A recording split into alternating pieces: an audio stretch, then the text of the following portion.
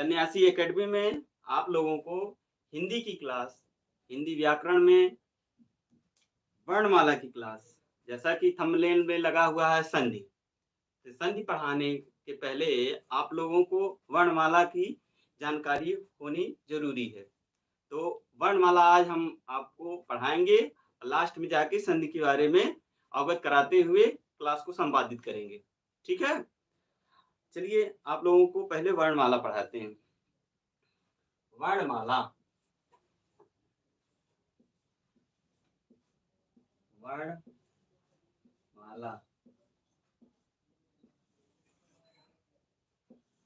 वर्णमाला अंग्रेजी में इसको अल्फाबेट बोलते हैं। अल्फाबेट,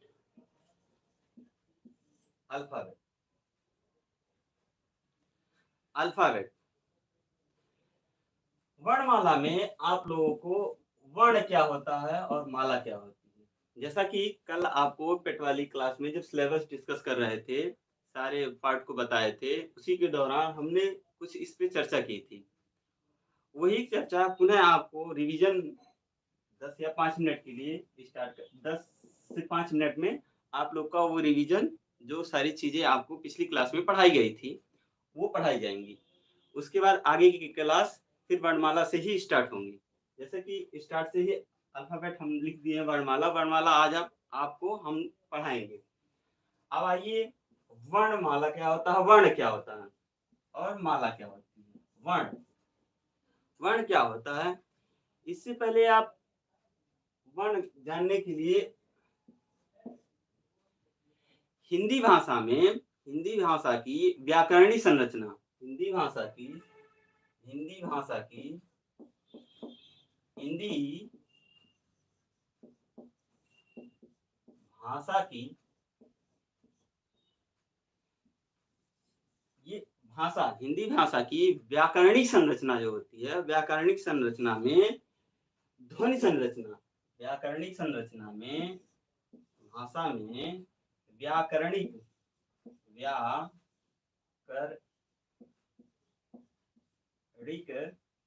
व्याकरणिक संरचना में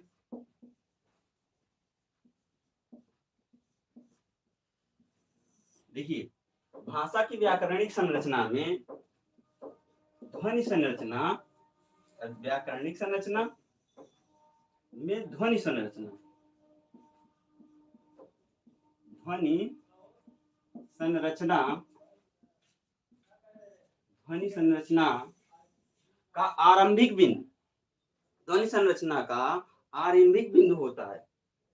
व्याकरणिक संरचना में भाषा का आरंभिक बिंदु ध्वनि संरचना होता है। ध्वनि संरचना के आधार पर, ध्वनि संरचना के आधार पर वांग्मय,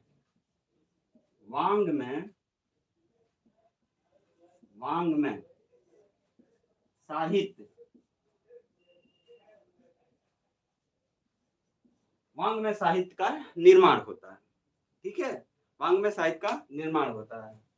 निर्माण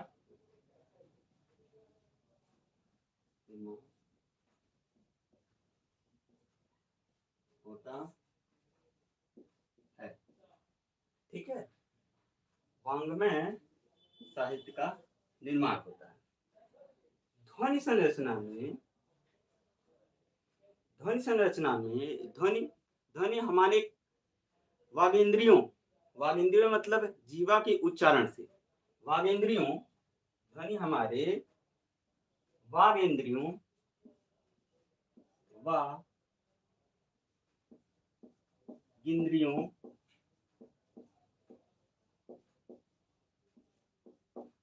ध्वनि हमारे वागेंद्रियों द्वारा व्यक्ति वह रूप होता है, वागेंद्रियों द्वारा व्यक्ति वह रूप होता है जिसका संपादन, वागेंद्रियों का वह रूप होता है जिसका संपादन हमारी कर्णेंद्रियों द्वारा होता है। कर्णेंद्रियों द्वारा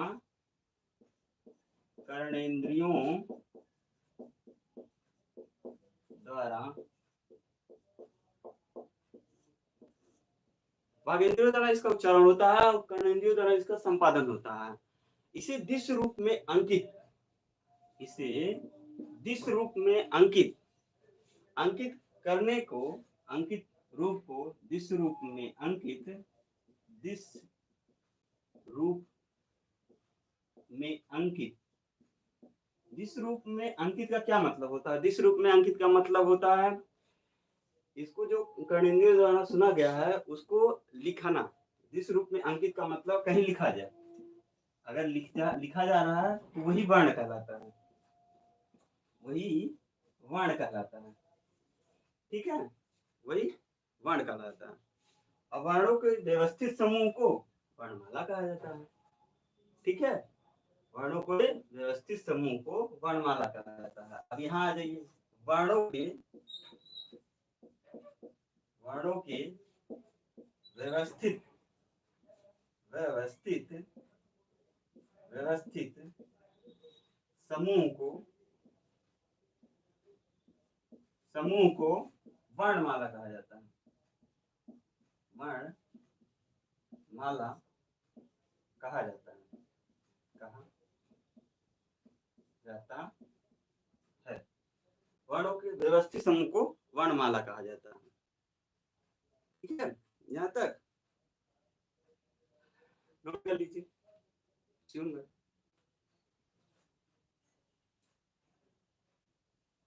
वर्णों के व्यवस्थित समूह को वर्णमाला कहा जाता है। आगे के अनुसार अब भाषा का ऐतिहासिक परिप्रेक्ष्य आपको बताते हैं। भाषा का ऐतिहासिक परिप्रेक्ष्य क्या होता है? भाषा भाषा का ऐतिहासिक परिप्रेक्ष्य में हम हड़प्पा या फिर मोहनजोदड़ो से ही भाषा के लिए मानते हैं, लेकिन भाषा समाज का प्रतीक होता है, भाषा समाज पे आधारित होती है। तो वैदिक हड़प्पा हड़प्पा और मोहनजोदड़ो के दौरान त्रासदी के कारण समाज विलुप्त हो गया, समाज विलुप्त हो गया, समाज विलुप्त हो गया तो भाषा विलुप्त हो गई। इस दौरान इसका कोई विशेष साक्ष्य मिलता नहीं है भाषा का। वहां पे आगे चलते हुए वैदिक से हमें इसकी उत्पत्ति का साक्ष्य मिलता है। तो आगे बताते हैं आपको वैदिक से। वैदिक में भी ऐसा नहीं है कि कान्हा वैदिक में एकाएक भाषा का उद्भव हो गया। वैदिक में भी परंपरागत मतलब पहले से ही चलती आती हुई धीरे धीरे चली रही होगी भाषा। भाषा भाषा इंग्लिश में लैंग्वेज।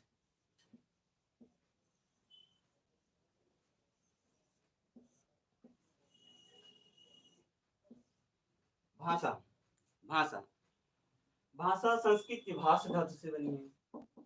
संस्कृत संस्कृत के भाष धातु से बनी है। भाष धातु से बनी है। संस्कृत के भाष धातु बनती है, जिसका अर्थ होता है, जिसका अर्थ है बोलना, जिसका अर्थ है बोलना, जिसका अर्थ होता है बोलना। तो संस्कृत कहाँ से निकली है? वैदिक से। वैदिक, क्योंकि वैदिक से ही प्रमाणित माना जाता है संस्कृत को। संस्कृत में वैदिक थी तो वैदिक में भाषा थी, क्योंकि भाषा समाज, क्योंकि वैदिक के दौरान समाज भी था, ग्रंथ भी थे, सारी लोग थे। वैदिक आगे बढ़ते हुए भाषा के क्रम में लौकिक में आती है। लौकिक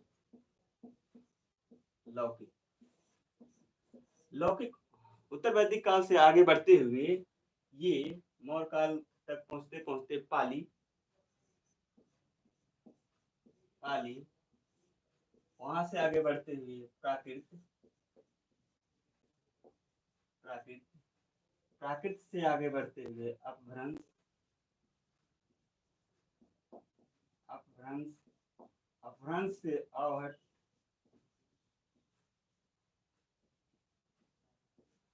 अवहट के बाद पाली और प्राकृत देखिए संस्कृत में वैदिक, जब संस्कृत का वैदिक में प्रयोग होता था, तो ये जैसे आज के टाइम में इंग्लिश का जितना मतलब तवज्जो दिया जाता है कि कोई शर्ट पैंट पहन के, टाई लगा के इंग्लिश धड़ाधड़ बोल रहा है, तो उसको माना जाता था कि ये बहुत प्रकांड विद्वान है, आज के संदर्भ में, प्रेज़ेंट में।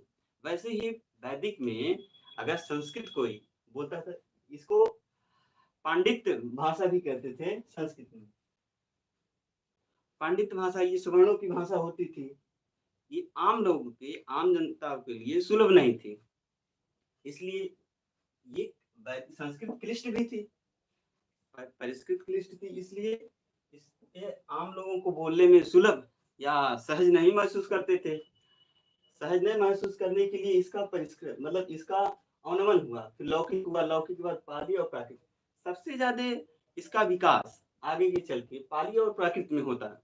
पाली और प्राकृत में जब गौतम बुद्ध और जैन जैन और गौतम बुद्ध दोनों लोग आते हैं, तो प्राकृत और पाली का भरपूर प्रयोग करते हैं और आम जनों के लिए काफी सुलभ हो जाता है। जब सुलभ हो जाता है तो ये आगे चलकर अपभ्रंश का रूप आवट है। उसके बाद 11 से 13वीं शताब्दी के ईसा पूर्व में अरबों का आक्रमण हो जाता है। 11 से 13 अरबों का आक्रमण हो जाता है, जिसमें फारसी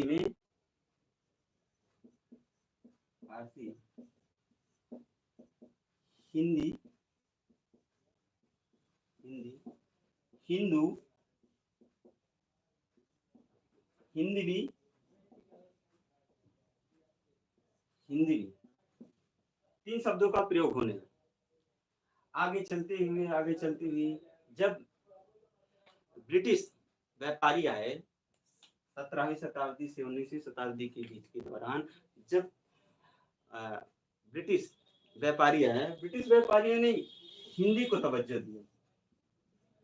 हिंदी को तवज्जो देते हुए, क्योंकि लोक भाषा में सुलभ और समृद्ध हिंदी हिंदी ही थी, क्योंकि हिंदी के लिए हिंदी भाषा के का प्रयोग ऐसा नहीं था कि फारसी भाषाओं का प्रयोग नहीं होता था। उस टाइम होता था, लेकिन इसकी तुलना में कम होता था। तो हिंदी का प्रयोग आम लोगों के लिए या लोकल में, क्योंकि व्यापार के लिए जब आप लोकल लोकल का मतलब होता है कि जन सामान्य के लोगों से जब आप रूबरू होंगे या फिर उनको अपनी बातें बहुत अच्छी तरीके से, बहुत सरलता से, बहुत सहजता से बता ले जाएंगे, तो आपका व्यापार, आपकी उन्नति, आपके देश की उन्नति तीनों हो जाएंगी। अब इसके क्रम में हिंदी और हिंदी दोनों को मान्यता मिली। अब भाषा के क्रम में आपको बताते हैं। भाषा के क्रम में यहाँ तक नोट कर लिए? ठीक। अब भाषा के क्रम में क्या होता है? भाषा के क्रम में भाषा से भाषा भाषा भाषा का सार्थक इकाई, भाषा की सार्थक इकाई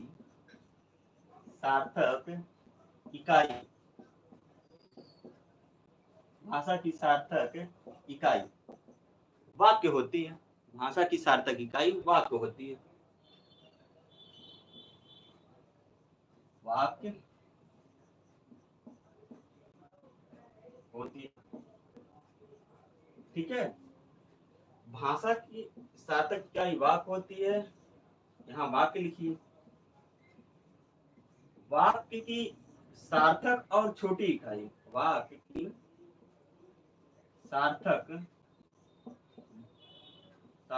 और छोटी इकाई, सार्थक और छोटी इकाई उपवाक्य होती है। उपवाक्य उपवाक्य की सार्थक और छोटी इकाई पदबंध होती है। पदबंध की सार्थक और छोटी इकाई पद होती है। पद की सार्थक और छोटी इकाई अक्षर होती है। इधर लिख दे रहे हैं, अक्षर होती है। अक्षर की सार्थक और छोटी इकाई वर्ण या ध्वनि होती है। ध्वनि या वर्ण होती है।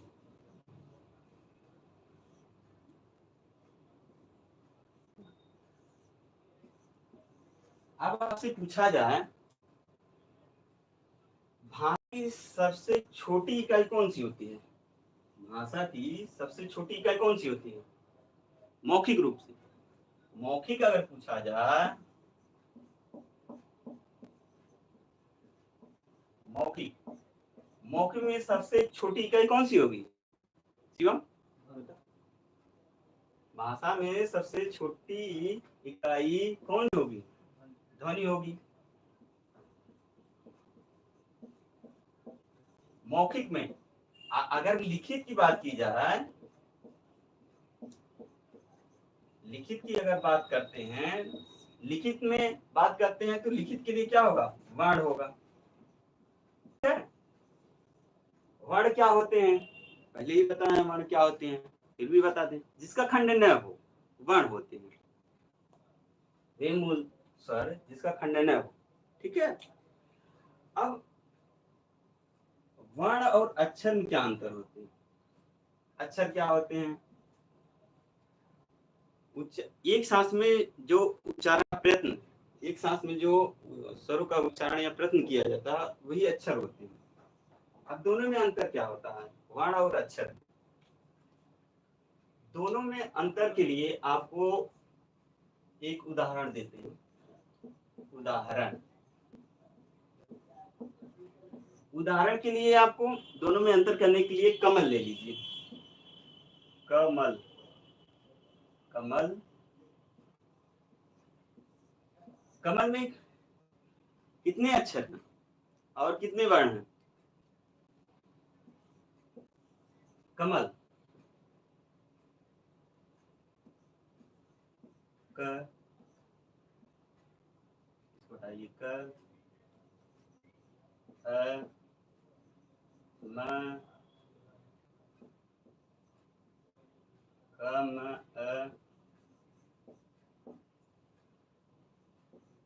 ल, अ। अक्षर कितने हुए? अक्षर 3 हुए। अक्षर 3। वर्ण कितने हुए? 6। वर्ण 6। 1 2 3 4 5 6, यही दोनों में अंतर है। अब इसका खंड नहीं होगा, इसका खंड नहीं होगा, इसका खंड नहीं होगा। ठीक है। अब भाषा के संदर्भ में आगे बढ़ते हुए, अब ये ने कहा था भाषा का आगे बढ़ते हुए भारतेंदु हरिश्चंद्र ने कहा था निज भाषा उन्नत है सब उन्नत क्यों हो। इसी क्रम में आगे बढ़ते हुए अज्ञे जी ने कहा कि हम उतना ही सोच सकते हैं जितना जितना हम उतना ही सोच सकते हैं जितना सोचने की क्षमता भाषा हमें देती है। ठीक है। हम उतना ही सोच सकते हैं जितना सोचने की क्षमता हमें भाषा देती है। ठीक है। अब इस क्रम में आगे बढ़ते हुए ये सारी चीज हो ही गए हैं। अब आगे बढ़ते हुए आपको इसकी क्लासिफिकेशन या वर्गीकरण बताते हैं वर्णमाला की।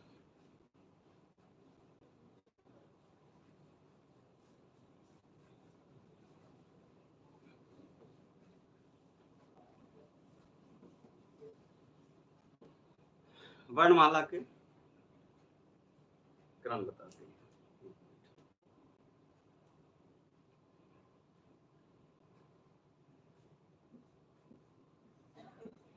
वर्णमाला और बता दो वर्णमाला। वर्णमाला में आपको कल बताई थी वर्ण और माला, माला में फिर होकर बनाया जाता है। सारी चीजें तो हो गई है। अब इसका क्लासिफिकेशन करते हैं, वर्गीकरण। इसको 3 रूपों में, जैसे स्वर वर्ण, स्वर वर्ण, व्यंजन वर्ण, वर्ण, विसर्ग या अनुनासिक विसर्ग, विसर्ग, अनुनासिक, अनुनासिक। ठीक है, नोट कर लीजिए।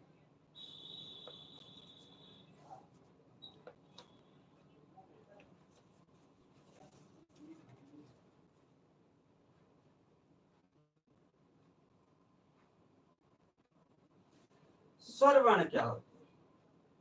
अगर पूछा जाए स्वर वर्ण क्या होते हैं? वर्णमाला में कुल 52 वर्ण होते हैं। कामता प्रधान गुरु के अनुसार इसकी 44 ही मानी गई है, क्योंकि 11 माने हैं और 33 व्यंजन माने हैं। ठीक है, वैसे इसकी क्रम को लेकर काफी मतभेद हैं, फिर भी इनको 52 वर्ण माना जाता है। ठीक है, अब आइए स्वर, स्वर का क्वालिफिकेशन करते हैं। स्वर में स्वर क्या होता है?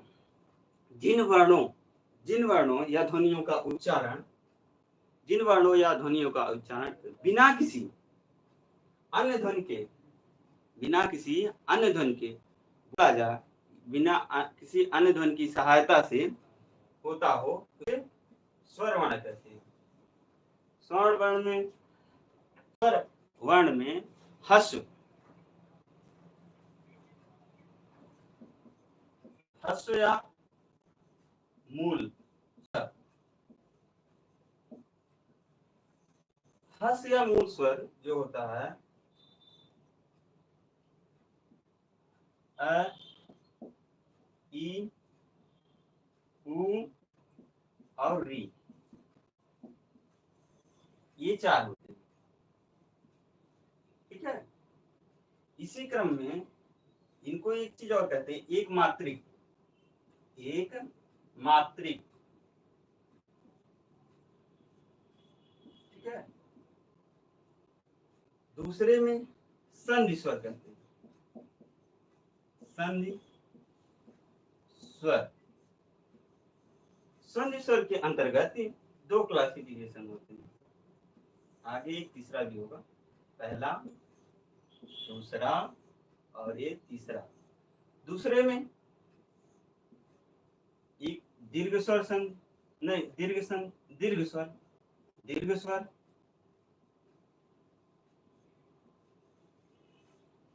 और दूसरा होता है संयुक्त स्वर, संयुक्त स्वर। ठीक है, और तीसरा होता है लुप्त स्वर, लुप्त स्वर। दीर्घ में क्या होता है? इसी का गुणे 2 कर दो, इसको हटा दो। जैसे ए लिखा है, ऊपर लिख दो, जैसे ए लिखा है, ई लिखा है, ऊ लिखा है,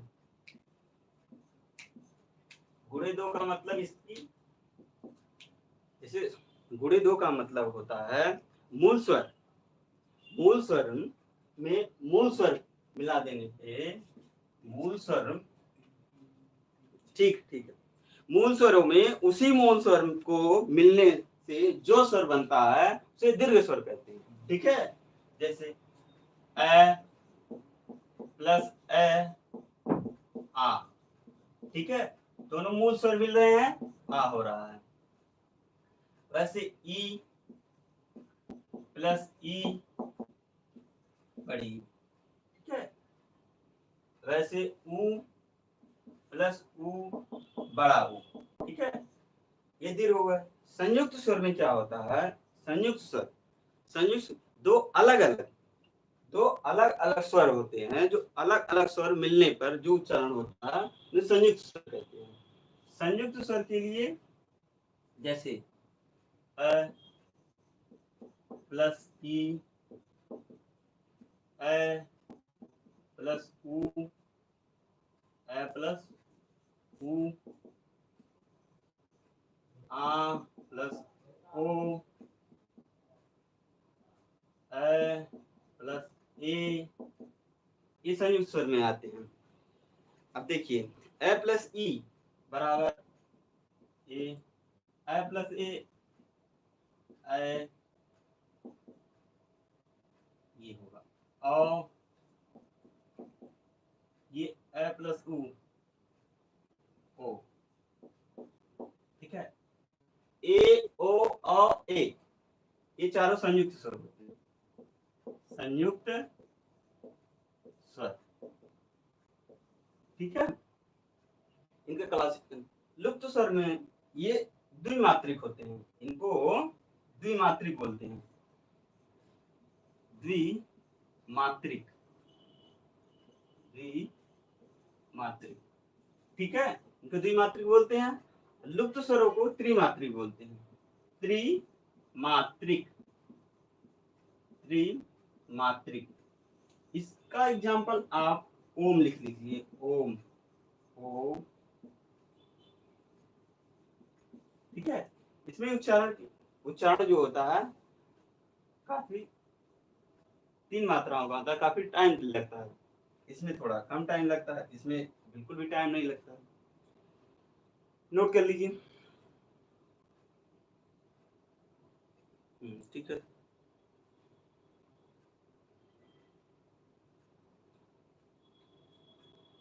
हो गया।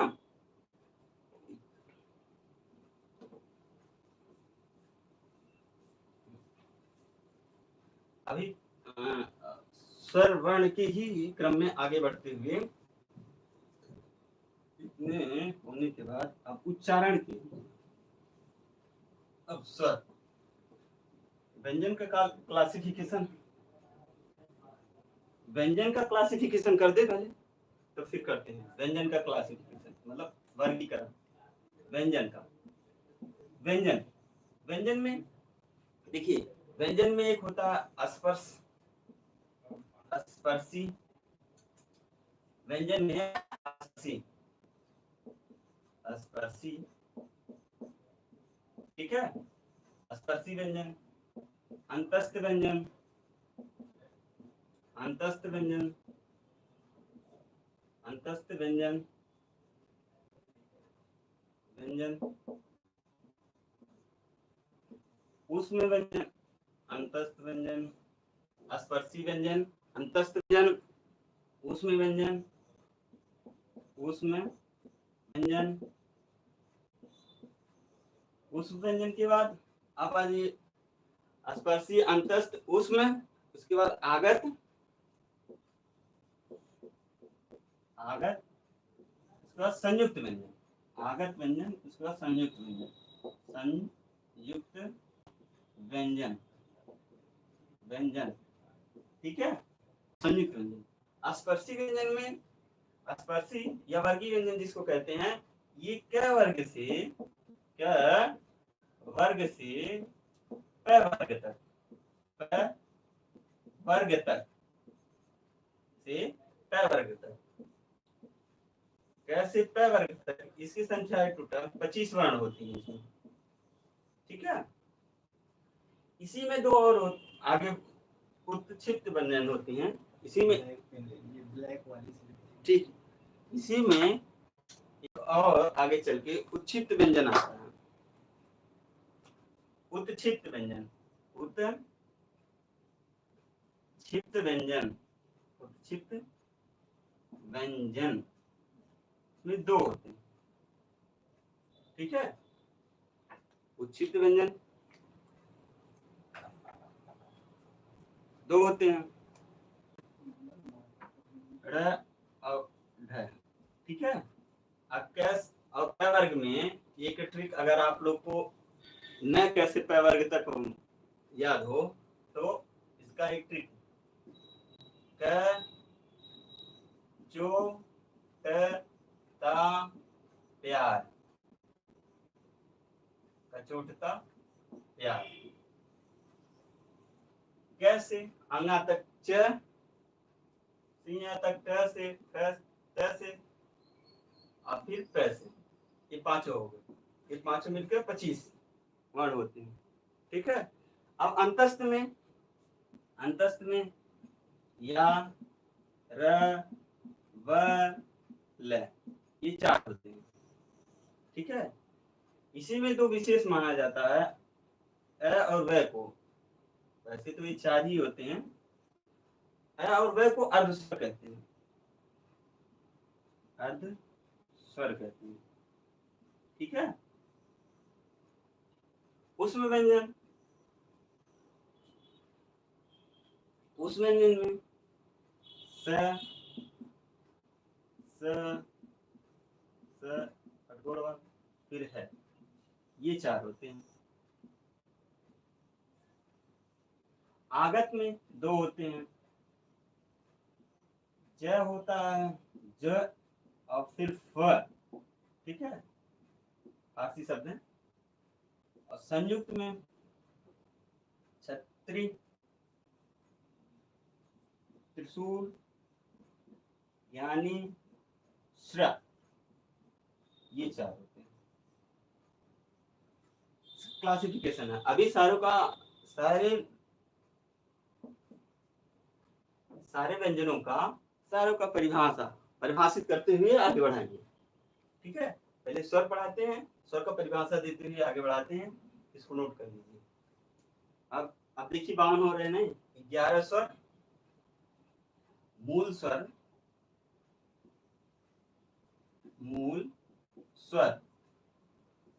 11, मूल स्वर 11, मूल व्यंजन 33, मूल व्यंजन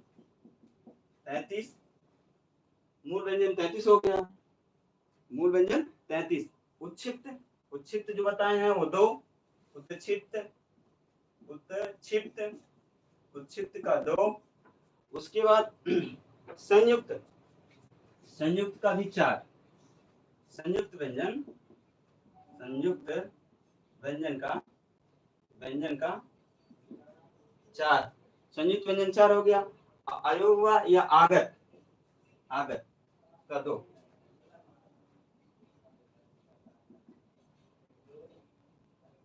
ठीक है। अभी ये टोटल 8 हो गए, टोटल 8। ठीक है। 33 और 8 कितने हुए? 33 और 8 कितने हुए? 41। 41 और 11 कितने हुए? 41 प्लस 11 कितने हुए? 52। 52 आपको पहले ही बताया गया था, यही है 52।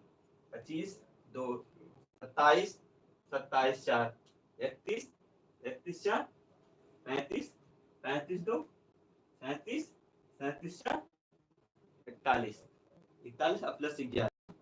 ये सारे हो गए, नोट कर लीजिए। नोट हो गए। आइए अब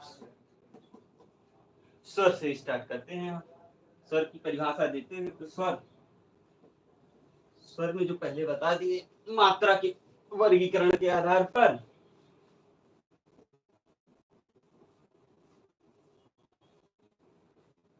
उच्चारण के आधार पर, फिर मुख विभर के उच्चारण के आधार, उसके बाद फिर होठों के आधार पर कैसे प्रयोग करते हैं स्वरों का, उसको देखते हैं। फिर व्यंजन को देखते हैं।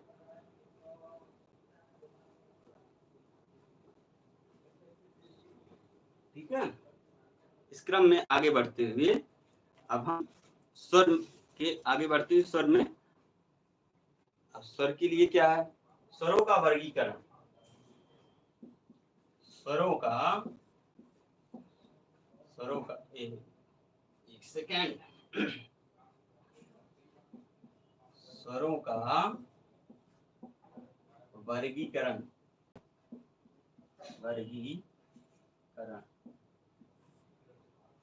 स्वरों के वर्गीकरण में, स्वरों का वर्गीकरण किसके? उच्चारण करना।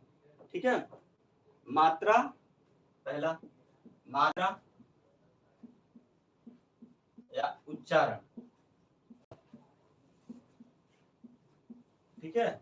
मात्रा और उच्चारण के क्रम में आप लोगों को पहले ही बताया गया है। हश्र, दूसरा दीर्घ, तीसरा लुप्त। ये तीनों तो आपको पहले ही बता थे स्टार्टिंग में ही स्वर के मात्रा। आप इसके दूसरे में जीव के प्रयोग के अनुसार, जीव के प्रयोग के आधार, जीव के प्रयोग के आधार पर, के आधार पर, ठीक है। इसमें भी क्लासिफिकेशन होता है, एक, दो और तीन। अग्र, पश्च, मध्य। जीव के अनुसार अग्र स्वर, अग्र, अग्र स्वर, मध्य स्वर, पश्च स्वर, पश्च स्वर। अग्र स्वर, जिन स्वरों में, अग्र स्वर क्या होता है, जिन स्वरों में उच्चारण में जीव का अग्रभाग काम करे, जीव का अग्रभाग काम करे, ठीक है। जैसे जैसे अग्रभाग काम करे, जैसे ई, ई, ए, आगे का भाग काम कर रहा है ना, ई, ई, ए, आगे का भाग काम कर रहा। मध्य में क्या होता है, जिन जिन स्वरों के उच्चारण में जीव का मध्य भाग काम करे, जैसे आ, मध्य काम कर रहा है ना, आ। ये एग्जाम लिख लीजिए एग्जाम्पल में, जैसे ई, ए, ठीक है, मध्य में आ। अब पश्च के लिए जिन स्वरों के उच्चारण जीव का पश्च भाग काम कर रहा है उनके लिए, जैसे आ, उ, औ, आ, उ,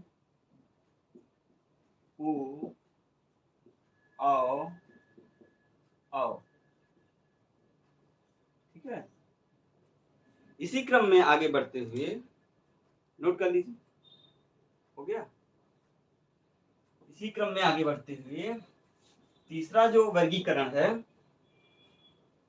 वो है मुख द्वार के अनुसार। तीसरा जो वर्गीकरण है मुख द्वार के अनुसार, मुख द्वार या मुख वीवर, मुख वीवर, वीवर, ठीक है। इसके भी क्लासिफिकेशन है, चार, तीन, चार है। हाँ, विवर्त, विवृत, विवृत मतलब ओपन, विवृत, पहला विविध।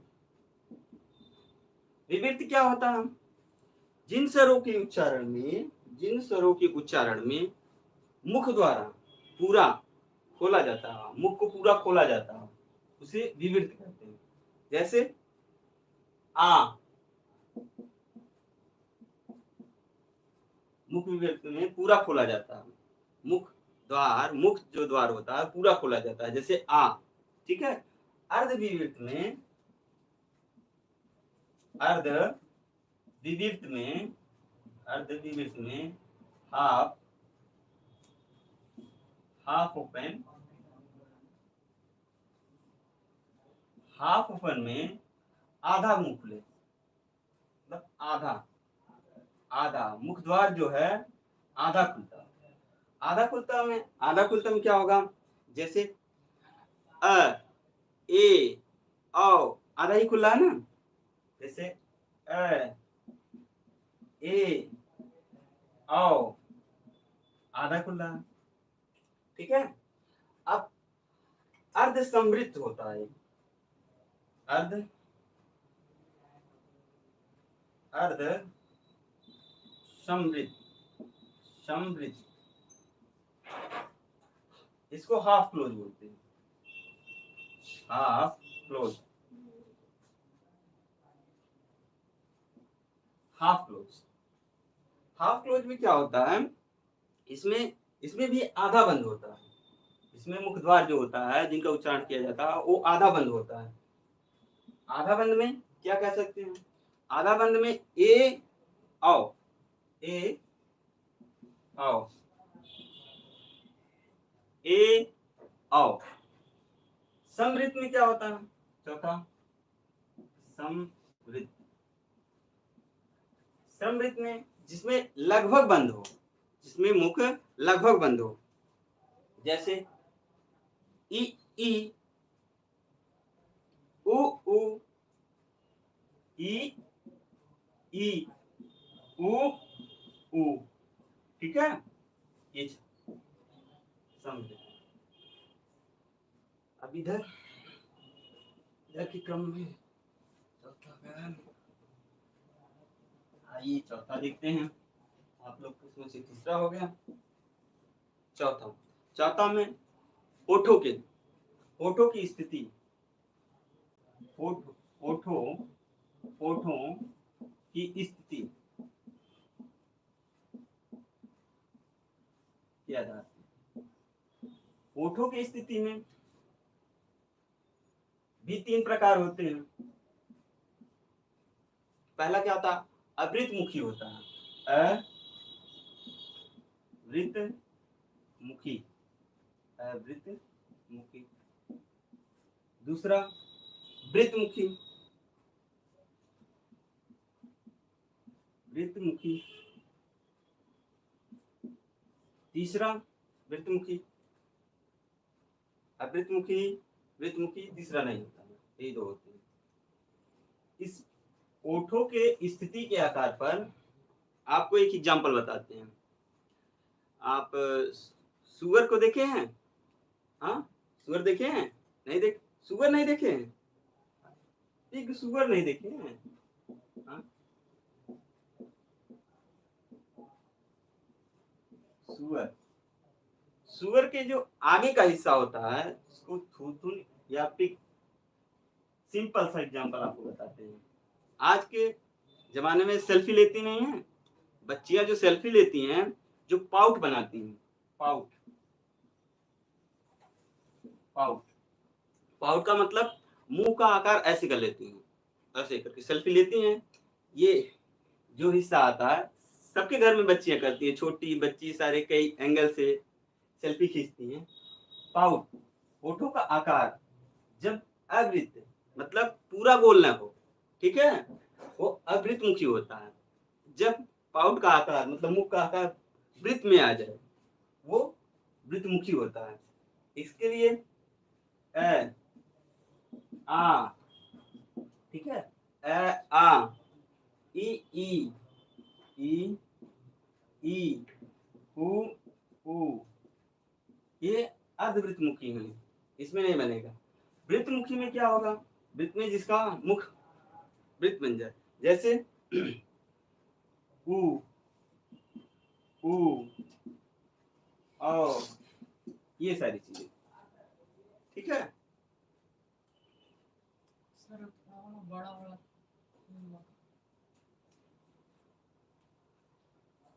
अब यहीं तक क्लास को संपादित किया जाता है क्योंकि टाइम हो चुका है। सारी क्लासें अब कल से इसके आगे पढ़ाया जाएगा व्यंजन से। स्वर आज समाप्त हो गया।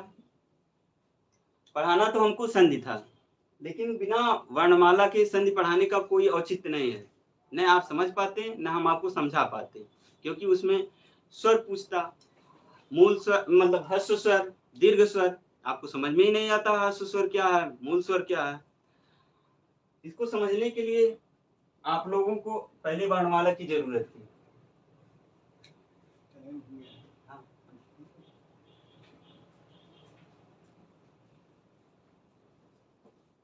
एक मिनट सर,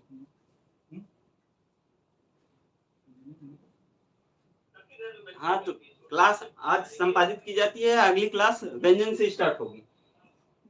व्यंजन, व्यंजन से क्लास आगे तक स्टार्ट होगी, फिर संधि पढ़ाया जाएगा आगे।